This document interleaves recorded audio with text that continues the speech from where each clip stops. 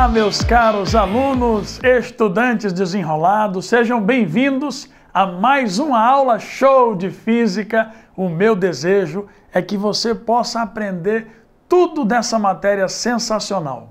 Nesse módulo de hoje, você é nosso convidado a desenrolar as leis de Newton. E eu quero começar te convidando a perceber e prestar bastante atenção nos primórdios dessa lei. O próprio Newton assegurava que tudo aquilo que ele descobriu foi feito com o apoio de grandes pessoas do passado. E Galileu Galilei, um dos seus antecessores, deixou tudo pronto numa famosa experiência, os planos inclinados de Galileu. Eu aposto que em muitos vestibulares você vai ver essa experiência dos planos inclinados de Galileu presente nos enunciados e também nas questões. Vem comigo, preste atenção. Os planos inclinados constituíram numa estratégia, sem sombra de dúvida, muito legal para que eles pudessem perceber a lei da inércia, que nem sequer tinha esse nome ainda com Galileu. Galileu, que é o pai do método científico, tinha em mente uma coisa: tudo o que ele pusesse à luz tinha que ser comprovado através de uma experiência. Por isso ele é o pai do método científico, precisa de uma experiência. Então ele foi ao quintal da casa dele, no seu laboratório rudimentar, e criou planos inclinados. Criou isso e fez lixas para que elas pudessem minimizar, eliminar ao máximo as asperezas, os atritos. Ora, professor Diego Leitão, por que eliminar as asperezas? É fácil a resposta para essa pergunta. Porque as asperezas, os atritos, as rugosidades podiam justamente atrapalhar o resultado da experiência. Ele já havia percebido que atritos e resistência do ar muitas vezes atrapalhavam o resultado das experiências. Então, embora ele não tenha conseguido eliminar de uma vez por todas o atrito, ele conseguiu ao menos ficar muito perto disso lá no seu laboratório rudimentar. Preste atenção em qual era o objetivo de Galileu. Veja comigo, ó. Essa é a primeira rampa de Galileu. É o primeiro plano inclinado. E depois de ele ter usado uma lixa para eliminar ao máximo as asperezas, lixando mesmo lá no seu laboratório rudimentar, ele decidiu soltar um pequeno objeto num dos lados a uma altura H do chão. Observe, eu vou destacar aqui a inclinação do lado oposto. Este vai ser o ângulo, alfa. Não é uma coisa tão suave. Observe que até está íngreme aqui. Perfeito. Muito bem. Quando o Galileu decide, então, soltar essa caixinha, o que é que acontece? Tcharam! Você mesmo está respondendo aí agora. A caixinha vai escorregar e vai subir, subir, subir, subir, subir, subir, e ela só vai conseguir parar quando ela alcançar lá do outro lado a mesma altura H do lado anterior. Vamos perceber isso aqui então. Atenção, ó. Olha o comportamento da caixinha. Ela vem, vem, vem, vem, vem, vem, vem, e ela só para quando ela chega lá do outro lado, a mesma altura H correspondente ao lado anterior. Professor Diego Leitão, mas chegou mesmo do outro lado, a mesma altura H? Bem, ele teve o cuidado de lixar ao máximo para minimizar as asperezas.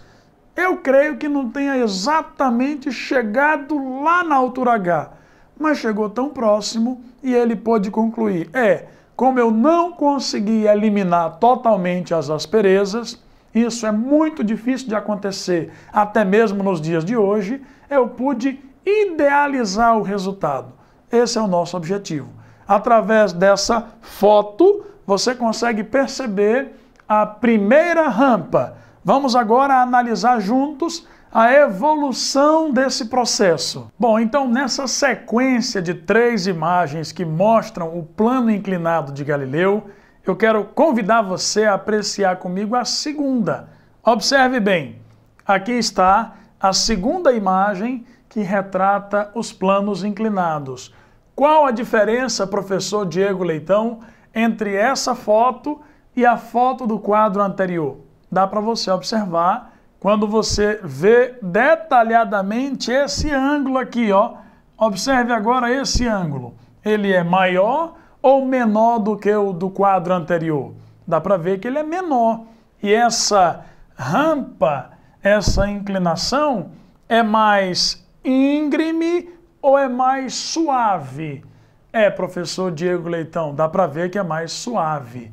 Muito bem, Galileu resolveu agora soltar o seu objeto do mesmo local, de uma altura h como no quadro anterior, mas a rampa através da qual o nosso objeto deveria subir seria uma rampa mais suave, como vocês estão percebendo.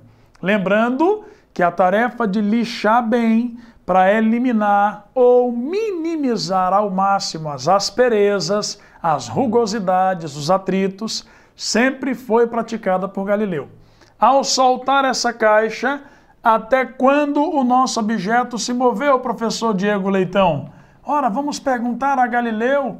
Essa experiência compõe o rol das 10 mais badaladas experiências da história da ciência, gente. Bom, o objeto subiu e só parou quando ele alcançou lá do outro lado a mesma altura h. Ainda que essa inclinação seja diferente, o nosso objeto foi solto de um lado e só parou quando alcançou do outro lado a mesma altura h. Muito bem, e agora a prova de fogo, o terceiro dos 3 quadros que mostram a evolução do pensamento desenvolvido por Galileu através da experiência dos planos inclinados. Vamos lá! Essa terceira imagem é um retrato fiel de qual foi o desfecho de Galileu. Dessa vez, ele decidiu repetir, soltar o objeto de uma altura h, sendo que do outro lado não haverá mais sequer uma inclinação. Já não será mais um plano inclinado completo. A ladeira vai estar só de um lado, mas não vai estar do outro. Lembrando que todo o cuidado Galileu teve em transformar o chão num chão liso, minimizando as asperezas. Ao soltar a caixinha de uma altura h, pelo que você percebeu no segundo quadro e também no primeiro quadro, eu pergunto, quando é que a caixinha vai parar após ser abandonada de uma altura h? Muito bem, pude ouvir daqui o seu sussurro. A caixa só vai parar quando ela alcançar do outro lado a mesma altura h. No entanto, nessa situação, como isso é possível? Já que ninguém deu inclinação ao outro lado.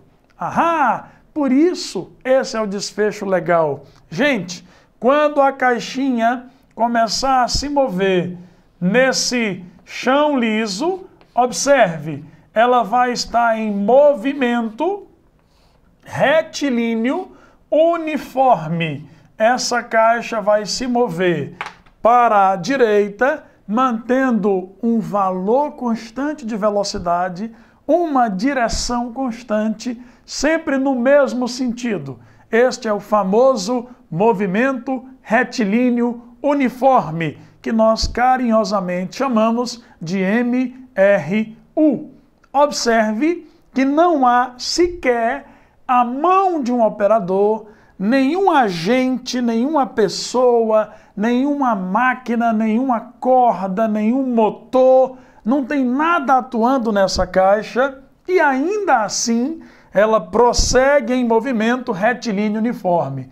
Professor, até quando ela vai conseguir se movimentar? Ora, até quando nós tivermos chão liso para ela se mover. Até quando ela puder se mover sem que haja impedimentos, sem que haja quem a faça parar.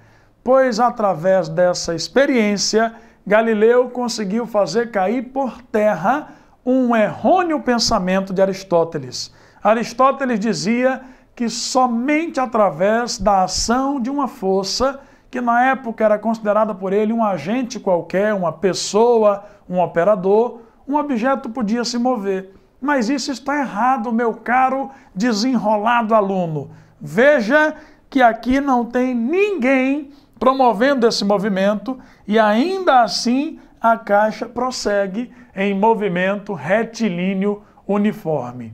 E aí, para que isso serviu para a ciência? Muito bem, através do fechamento dessa experiência, Galileu conseguiu colaborar muito, sem nem imaginar, com o trabalho de seu sucessor, Isaac Newton. E aí eu quero convidar você a esmiuçar e desenrolar comigo as 3 leis do grande pai da física clássica, Isaac Newton.